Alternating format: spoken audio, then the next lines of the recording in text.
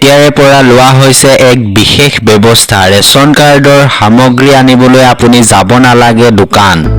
ঘৰতে থাকি লাভ কৰিব আপুনি সামগ্ৰীসমূহ।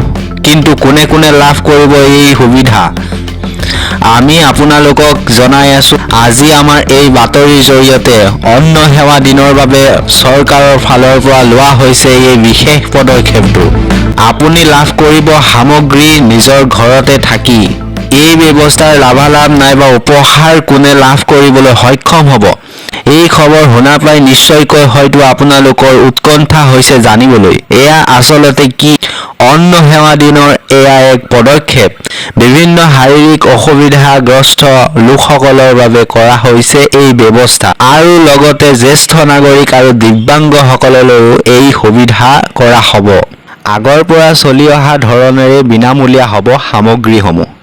এইখন চৰকাৰী আঁচনি এতিয়া ৰাইজৰ ঘৰে ঘৰে দুৱাৰে দুৱাৰে। এই আঁচনিৰ পৰা বাদ পৰি নাযায় এজনো হিতাধিকাৰী। চৰকাৰে অতি সুচাৰুৰূপে লৈছে ইয়াৰ ওপৰত ব্যৱস্থা। এই খবৰ জনোৱা হৈছে মুখ্যমন্ত্ৰী ডক্টৰ হিমন্ত বিশ্ব শৰ্মা ডাঙৰীয়াৰ এক বিশেষ ফেচবুক পোষ্টৰ জৰিয়তে।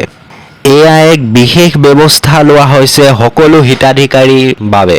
সকলো হিতাধিকাৰী উপকৃত হ'ব এই আঁচনিৰ দ্বাৰা। দোকান যোৱাৰ আৰু কোনো প্ৰয়োজন নাই। যোনসকল শাৰীৰিকভাৱে অক্ষম হৈ আছে, দিব্যাংগ আৰু জ্যেষ্ঠ নাগৰিকসকল যিসকল দোকান যাবলৈ বিভিন্ন বাধাৰ সন্মুখীন হ'বলগীয়া হয়, তেওঁলোক আৰু যাব নালাগে ৰেচনৰ দোকানলৈ। বিভিন্ন ধৰণৰ খবৰসমূহ পাই থাকিবলৈ আমাৰ অনলাইন আছাম চেনেলটি ছাবস্ক্ৰাইব কৰিবলৈ নাপাহৰিব। ধন্যবাদ।